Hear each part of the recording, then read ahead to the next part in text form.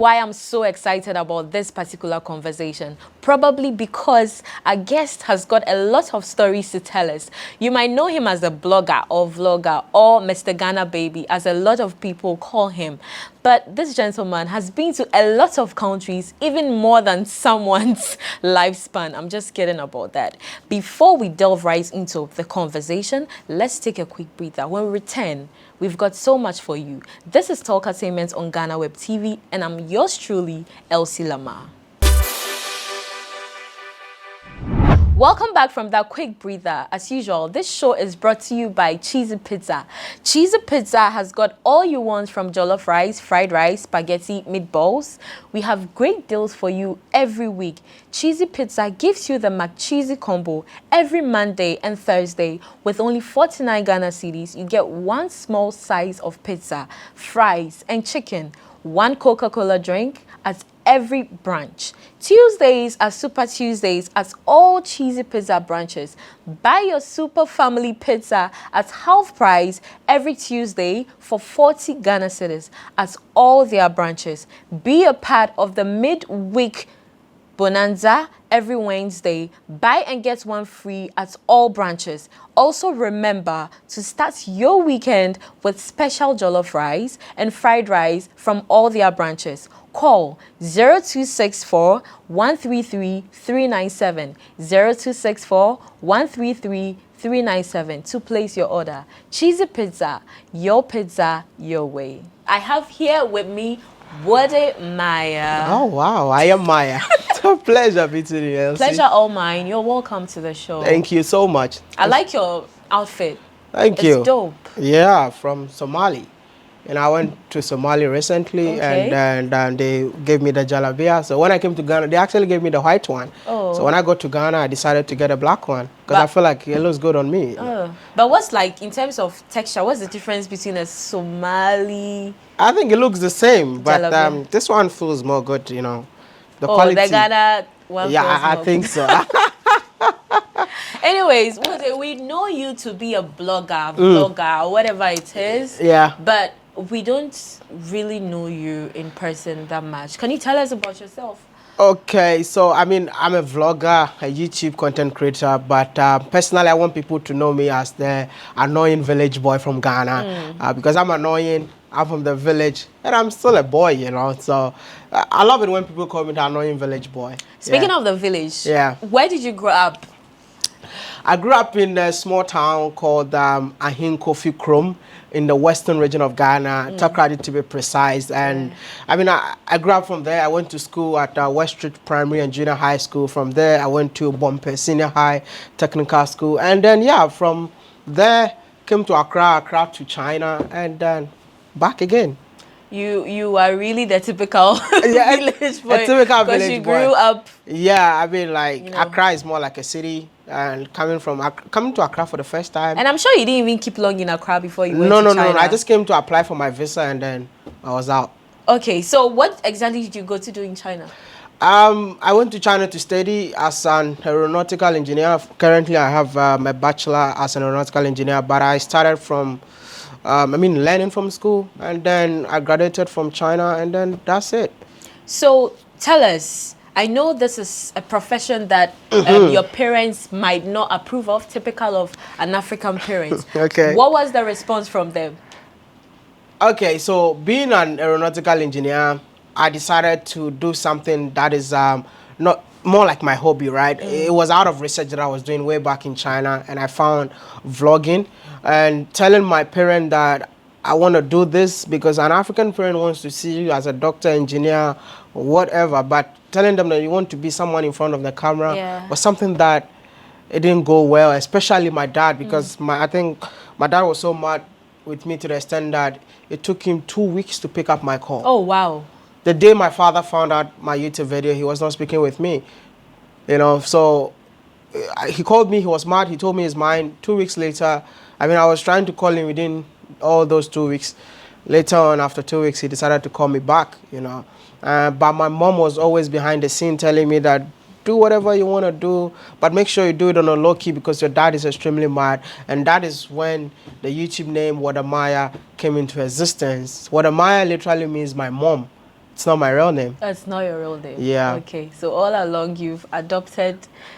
Well, yeah, that explains it. Because it doesn't sound Ghanaian though. It's actually a Chinese phrase which means my mom. Yeah, just to honor my mom for being part of the whole YouTube journey. Yeah. But what did you do with regards to your dad? My dad, I managed to convince him with my YouTube paycheck. I think my first YouTube paycheck, I sent it to him. You know, like my whole YouTube name, I use it as my dad.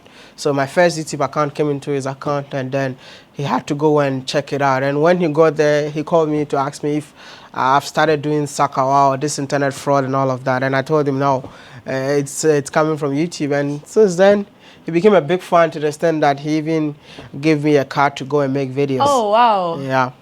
What's your real name? My real name, hey, my real name, yeah. I have a German name, man. It's called Berthold. Berthold. Berthold. I don't even know how to pronounce my whole name. I mean, I remember back in primary school, they used to call me Petro because my classmate couldn't mention this name. So that's a German name called Berthold Kobina Akon. The Kobina Akon is the Tuesday, being born in Ghana on Tuesday, and then Akon is definitely my surname. But my dad co-worker was called Berthold, and then he named me after me. And since then, it's a German name. I don't really like it that much, but it means a leader, you know. So since my dad gave it to me, I have to accept it like that. That's nice. Yeah. Kobina. Kobina, I love that one. Kobina. Kobina Akon. So, Kobina, along your journey, Yeah.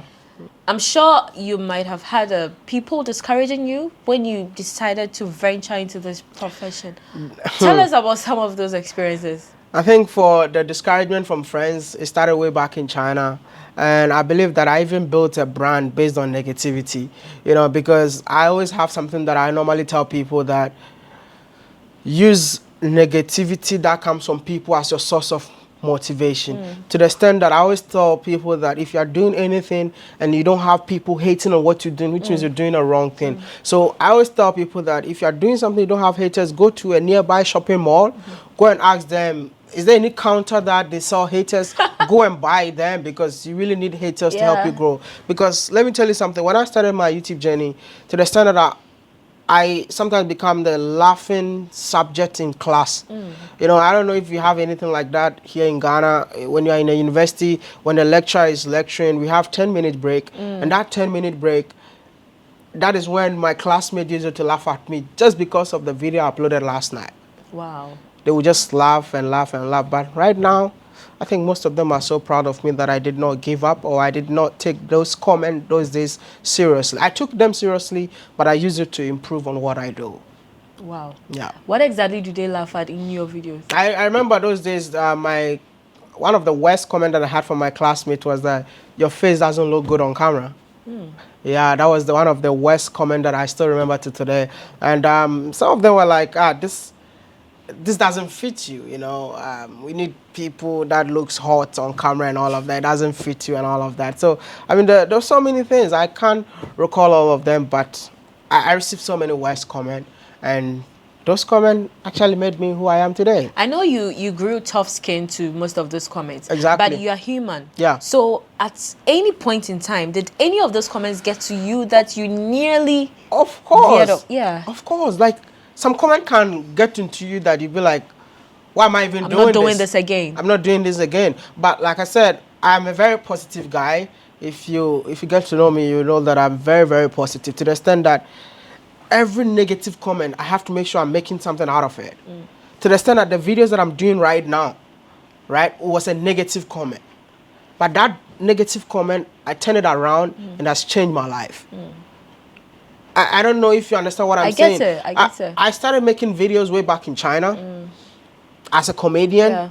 I changed from there. I started promoting, talking about my experience as a black man. I changed again, and I started talking about Africa-China relationship. I moved to Africa. I started traveling around Africa, showing the beautiful part of Africa until COVID. When somebody wrote a comment under my video, the person was trying to criticize me, telling me that, oh, you're saying you're showing Africa to the world, you changed the narratives of Africa, but what you're showing us, this hotel is owned by Lebanese. this place that you showed us is owned by a Chinese. So it's more like showing us stuffs in Africa that are not for Africans. Yeah, foreigners have built. I mean, he used the word stupid and he added his comment to it. So when I saw it, and that's when I felt like, you know what, I need to take this comment serious. And that is when I went to Kumasi for the first time. It was during COVID time. Whilst we were locked down, people were in their room, that comment got into me. I went to Kumasi and I just started asking people like, who owns this resort? Who owns that restaurant? Is it somebody from Ghana? And that's when I started creating videos about black-owned businesses in Africa. And trust me, it changed my life. I was able to get my first property out of making such videos. I was able to meet my mentors out of all those videos. I was able to meet inspirational people, you know, out of those videos. And trust me, don't let people's negative comment make you say that, oh, I'm not going to do this anymore because of what somebody said to you. Always take advantage of them. Speaking of your first property statement that you made, tell us about it. How much did you acquire it for? Were you given for free? I'm not going to tell you how much I got that. No, it's okay. I'm not going to tell you how much I bought that and all of that. But it's a property that worth a lot. And it's here in East Legon. And it's okay, right? Yeah, it's a property in East Legon. It's more like a... It's a property in East Legon. Yeah, it's a property in East Legon. So you're an East Legon landlord? Oh, I think so, yeah. Wow. I think so. I don't know about that, but I think so. I see. Wode Maya, you make over 20K every month on YouTube. Over. That's what they're saying, eh? No. Oh, wow. You're a big man. I'm really a big man, but that's what they're saying. But tell us how you do that. Like YouTube only, or there are other things? Like I said, being an influencer, it entails a lot. Yeah, YouTube alone pays you, but you also have people that reach out to you to go make videos for them, and they have to pay you for that, you know. And just like I remember you're saying, cheesy pizza. It's also more like people pay you to do some arts like that. So, I mean, in a month, you walk away with a some amount of money. Yeah. Would they? Yeah. How much do you make from YouTube every month? Hey, I tell you that off stage. We want to know. No, I mean, some of us, we also want to start doing YouTube. Yeah, so. Like I said, it's very, very important. Like I said, if you're using a platform and a platform is not paying you, don't. I always tell people to use social media wisely, you know, very wisely, you know, because it's a place where you can make income. I mean, very good income, right? Still want to know how much I make. Oh, of course. Very good income, yeah, but I will tell you like the exact figure. You don't need to tell us the exact, but give us like a cut. I'll give you a cut. Like as a YouTuber, right?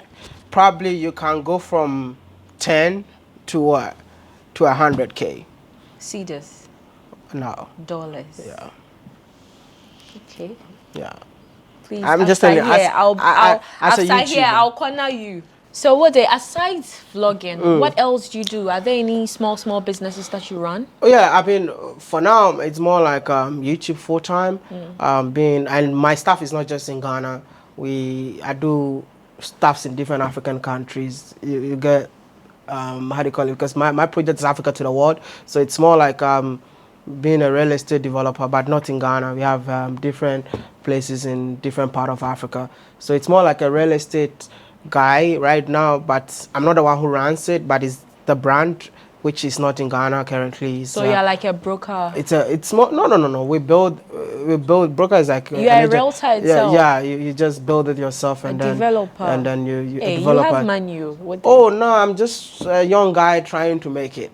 Yeah. When at all will you admit that you have money? I don't know about that, you know, because like I said, it's more of you say trying to do something. You say amen, I receive it. Oh, I mean in future, amen. You know, but for now, I don't know about that. You know, I'm still trying to. I mean, maneuver into the system and see how things work in Africa. Okay, let's take a break. He doesn't want to accept that he is rich, but I don't know about that. I'm sure he'll change his mind when we come back from the break. Thank you. The conversation is getting so interesting, but we have a lot for you after this breather. Don't go away. This is Talkertainment on Ghana Web TV.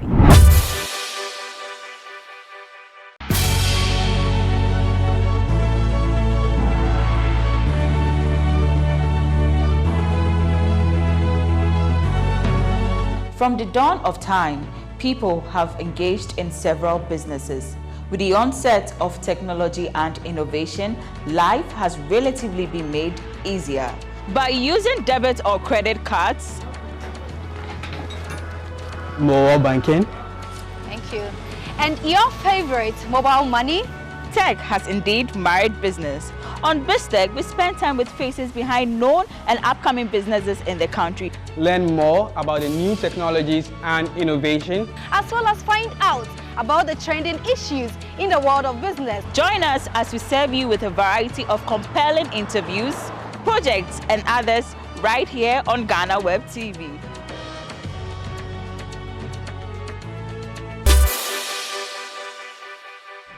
Welcome back from the breather. If you're just joining, you're watching Talkertainment on Ghana Web TV. And we have been talking to Wode Maya. Yeah. I'm right here.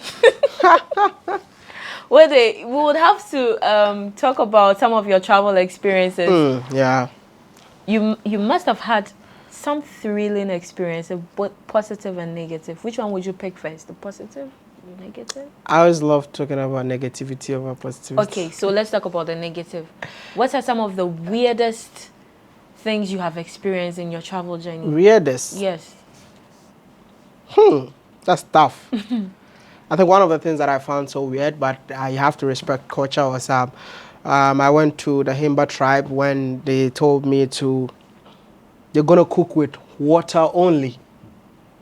I'm coming from Ghana. Like, even if you're not going to put anything, I need salt or pepper. Yes. And I'm good to go. But these people don't cook with anything, no spices, meat. You know, like you kill a whole goat, raw meat, you put it on, and then you just add water to it. Was it properly washed though? You know, it's people's culture, you know. But I felt like it was so weird, and then I had to eat it, and geez, I'm like, wow. Anyway. Okay, speaking about the Himba experience. Yeah. I hear they give visitors. Yeah, I mean, visitors not. Women. Please, yeah, it's so we true. want to know. Yeah, I would definitely tell you. They give how do you call it? Their wives to visitors, but it's not an ordinary visitor like me. You know, let's say you're also a Himba, but you're a friend to this guy. So when you come, I have to offer you my wife to satisfy you, but instead of my wife going to cheat on me. But were you given? No, because I'm not Himba, you know. Are you sure? I don't believe I mean, it's so good. It's so good that you asked me this question on camera, because everywhere I go in Ghana, people meet me, Maya. Were you given? Maya, there was this particular girl that you were eyeing. I could see that you were eyeing in the video. No, I was not eyeing anyone. It's just, I mean, I was just shooting my content and I'll be out. Trust me, they didn't give me anyone because I'm not Himba. I even dressed like them for them to give me one, but they did not give me. How long did you stay there? I think we spent a night and a day. So, yeah. In one of the scenes, I saw you taking off your boxers. Yeah, How I did. uncomfortable was that? It was not uncomfortable because when you go to do a romance, everybody there was not wearing boxer short. It was just naked, you know. So but I just felt like... I saw your facial expression. I mean, from the beginning, it was not so comfortable. But at some point, I felt like, you know what? Let it go. I mean, I actually love having fresh air. So I just feel like that's a try for me to allow fresh air to go all those places. So I just took it off. But were people around when you were taking it off? I mean, people were there. But I was wearing some stuff, so I took it right there, man. They were actually shocked, you know. And that was when they also got comfortable with me because they saw a guy who was ready to embrace them for who they are. And it was amazing. I had a very good time there, man. What about the clay, the oil? So it's more like you actually look like one of them, especially your hair. You know, exactly like that. But you know, I think you have added something. But them Oh, it's just good. the clay Yeah, that the they put it red. on the hair, and then see. It took me 3 days to bath And that take that off. red clay from. Anytime I wear clothes, it's just sticking to it. So it's more of a butter. They got it from animals. Yeah. And then the red clay, and Yeah. then they just grind them together and put it on your skin, man. Wow. It's a different whole level. But those people, though, there's the popular assertion that they are witches and all of that. that's why Were you scared along the line? I can never be scared when it comes to an African. You know, that is something that I feel like colonization really caused for us to hate our own people, to the extent that I think when I even went to Namibia, I met some few people. When I told them that I'm going to see the Himba people, they were like, oh, the Himbas got witchcraft. Make sure you don't eat any food when you go there. But hey, I mean, this is something that colonization actually did to Africans. That's what I normally say. It's time for Africans to unlearn, relearn, and embrace their own. Because a Himba, he looks like me. Something funny that even happened is that when I went there, they started greeting me, Moro, Moro, Moro. That was good morning. And people from East Africa were like, oh, in East Africa, we also say Moro for good morning. Oh, so okay. it means that we're actually the same Yeah. people. Let me tell you, I wish I can have the time to tell you that Africans are just same people. I went to Togo. They gave me wachi. Like, oh, this is our best meal. And they called it a different name. And they actually have kinky there too. They brought the food, and I'm like, this is wachi. And I'm like, oh, they call it in Ghana kinky. They have a different name for it. So we are all the same people, but we're all from, they put us in different part of the Different. world, you know, different part of the continent. Maya, how many countries have you traveled to so far? I've been to 22 now, and I'm going to my 23rd tomorrow, which is Congo. Yeah. So I wasn't sure after all that you have traveled Yeah, I mean, just as somebody's lifespan. lifespan. Yeah. That was funny. Yeah. So in all your experiences in these 22 countries, have you had any life-threatening experience? Oh man, I think almost all the time. Especially when you do videos, because I think when I went to South Africa, I spoke about something that I saw, being a black guy living in South Africa, that the place that I was staying was surrounded by white people. You know, it was just white people everywhere. And I didn't understand that I'm in Africa and I'm being surrounded by the neighborhood that I stayed. There was no black man there. And the black man that I was seeing there were the people that were, I mean, how do you call it? I mean, doing that dirty work and all of that. So I just spoke about it, and then I got a lot of threats, you know, death threats and all of that. Black South Africans were saying that I'm calling them poor. But that was not the intention. I just talked about where I was, and that was what happened. I think I've had so many instances where I was deported from a country. Wow. An African country. I was arrested in an African country. Really? There's an instance that I was being followed by a police car. Oh, they came and said, where are the drugs? Where are the drugs? I'm like, I don't have drugs. I don't even smoke cigarette. How much more than smoking weed or cocaine or something like that? So, I mean, you know, Africans really hate themselves. And Which countries were you I think I was arrested in South Africa. I was arrested. South Africa too, I was almost denied entry because I was coming from West Africa. They were like, oh, you're from West Africa, we're not going to allow you to enter. It was annoying. They just told you to step aside for some time. They did all the investigation that they want to do, and they told me to enter. I think in Kenya too, I got arrested. In Zambia, I got arrested. For what exactly? Just holding a camera. You know, they said you're a spy. And Zambia was extremely funny to the extent that they saw me with a camera and they saw that, oh, what kind of pictures did you take? I'm like, my type of videos is to show the beauty of Africa, yeah? So I show streets, telling people that, oh, Africa doesn't look like the way you think. And I think I got arrested in Zambia. They said I'm a terrorist or something. I nearly got mobbed, actually. Serious? Yeah, and then they later handed me to the police, and then what they were supposed to do, the police guy watched my video, so he know what I'm about, and then he told me to leave. Yeah. What country were you deported from? I think I was deported from Uganda, and Zambia too I was deported. So till now you don't go there? Or? No, I'm actually going back. I would love to do the return of the deportee. Yeah. I really want to go back to the countries that I was deported. Yeah, I mean, the time that I was deported, I think I was still new in the game. But right now, if you try that nonsense, I think my platform can even expose you. So I have confidence because of also the brand that I've been able to build over the years. Yeah. So, like, during that period that you were going through all of this, did it deter you in any way?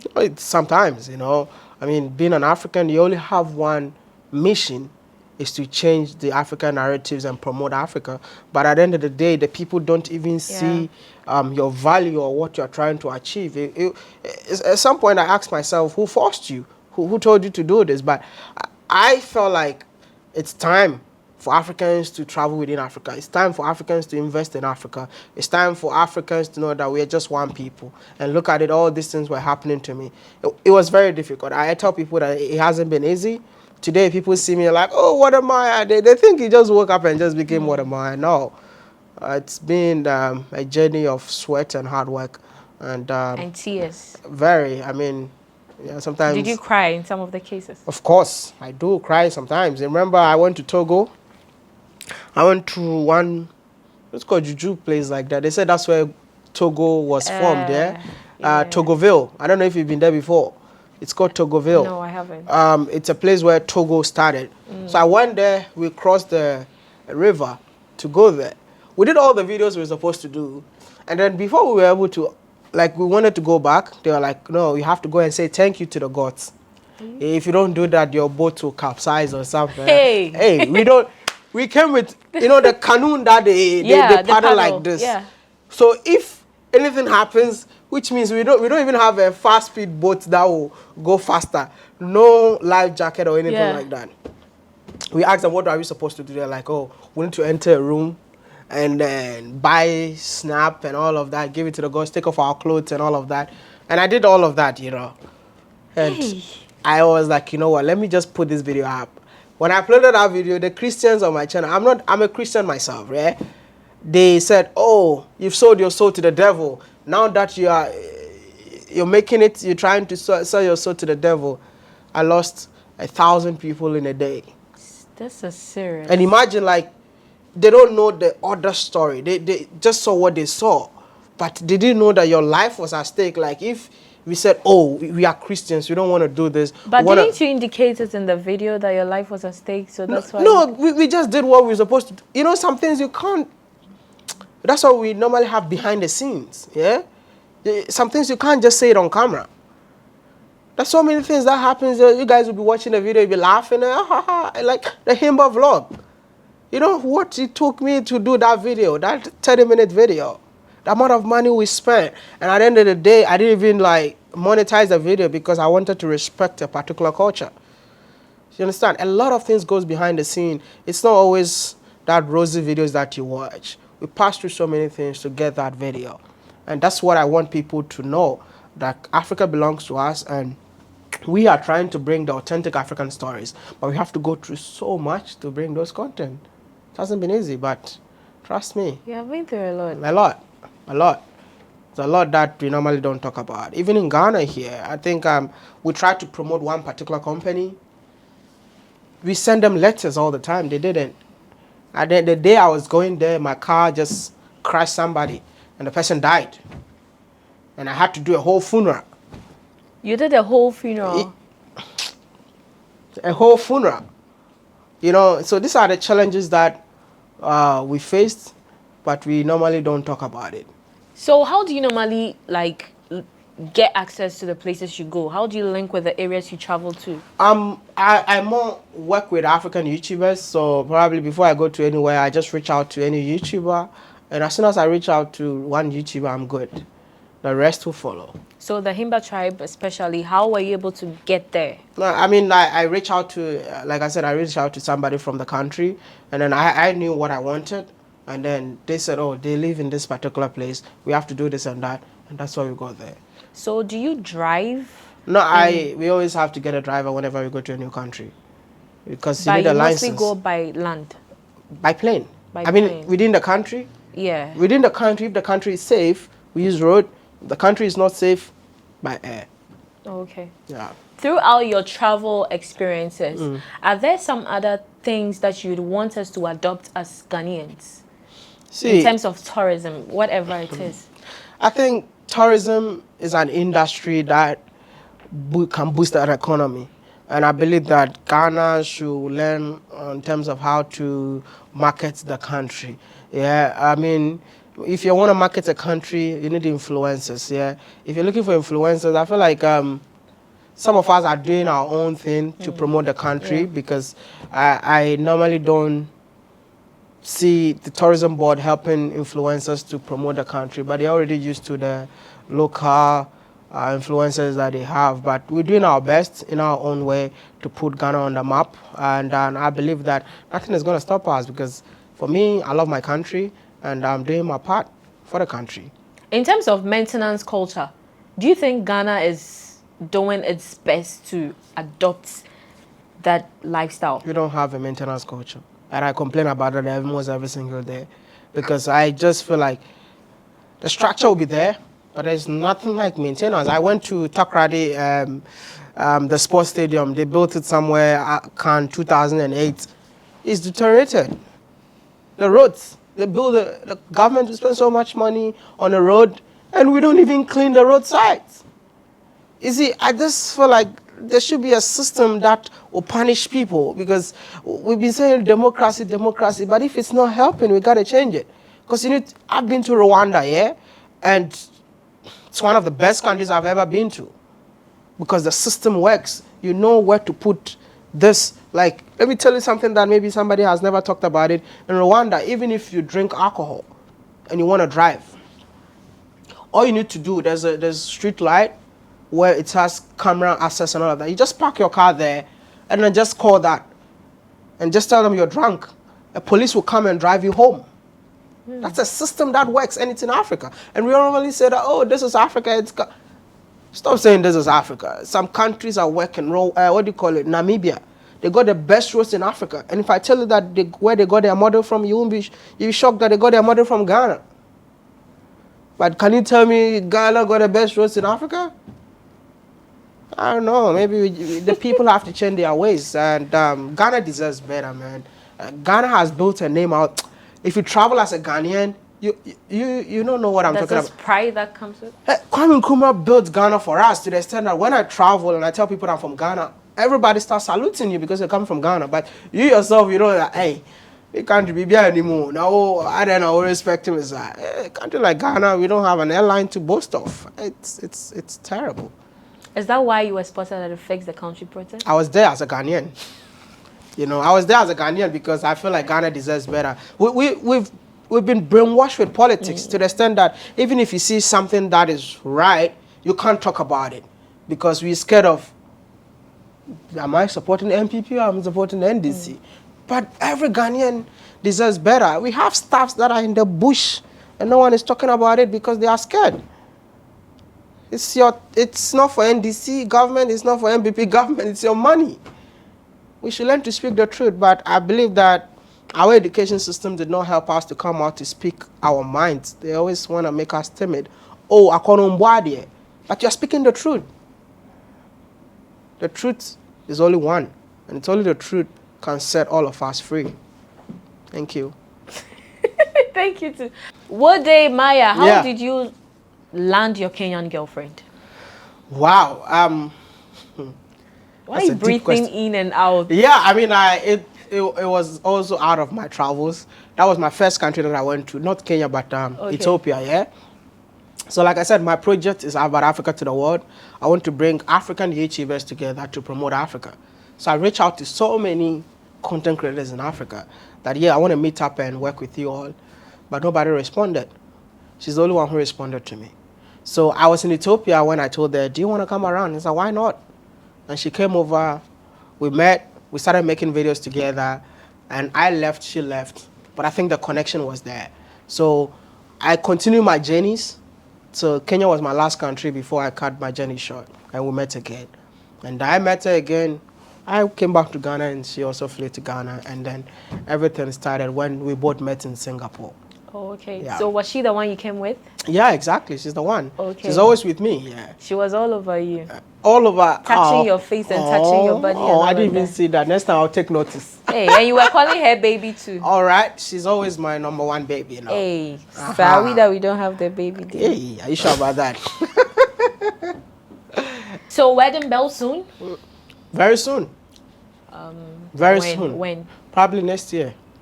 Wow. Yeah, I want to be off the market because I think Why do you want to be off the market? Girls are disturbing you? I mean, I feel like it makes you sound, you know, when you settle and then you focus on other things.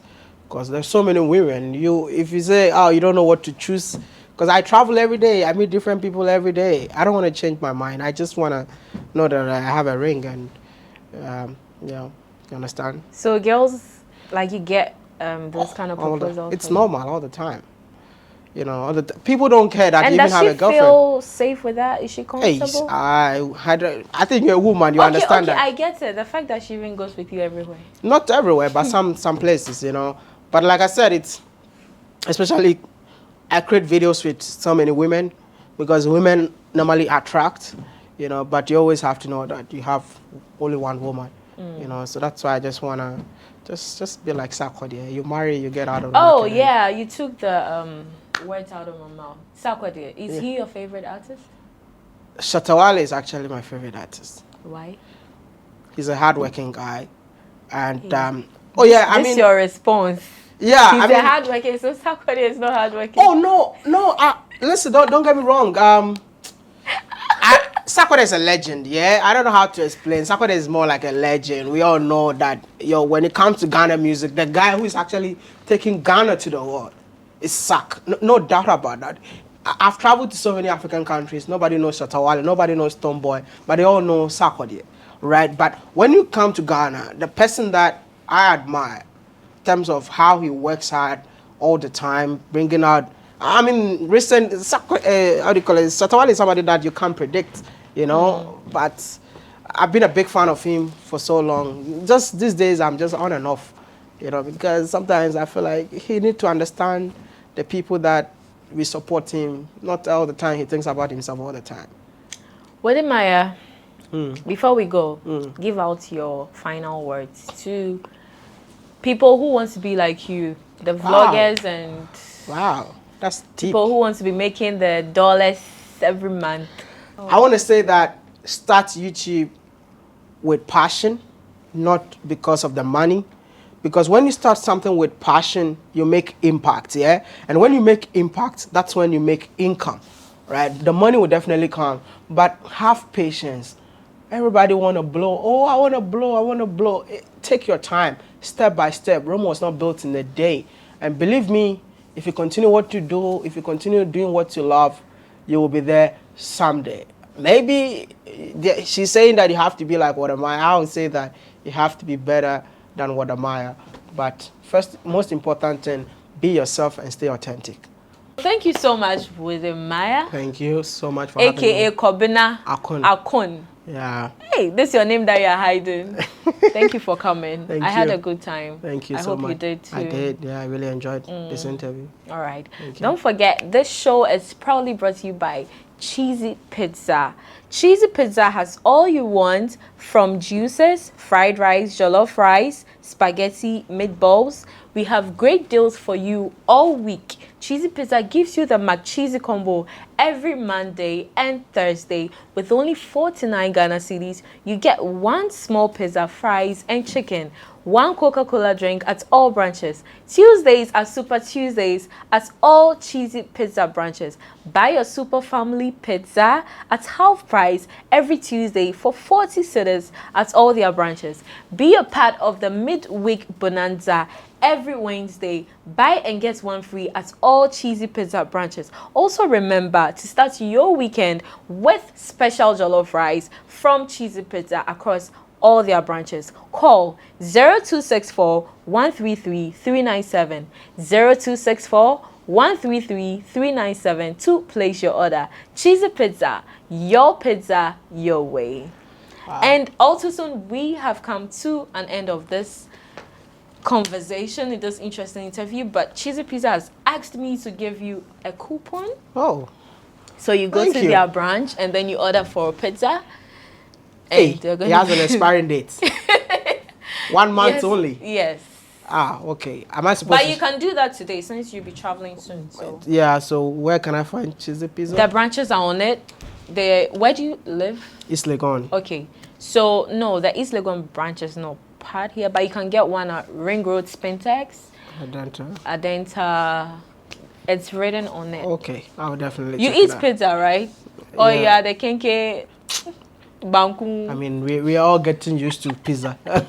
You can buy and share with your girlfriend. Thank you. I'll do that. I think I'll go and check it out. Okay, so we have come to an end of this interesting conversation with Wode Maya. I hope you like every bit of it. We hope to come your way another time. Till then, be blessed and stay safe.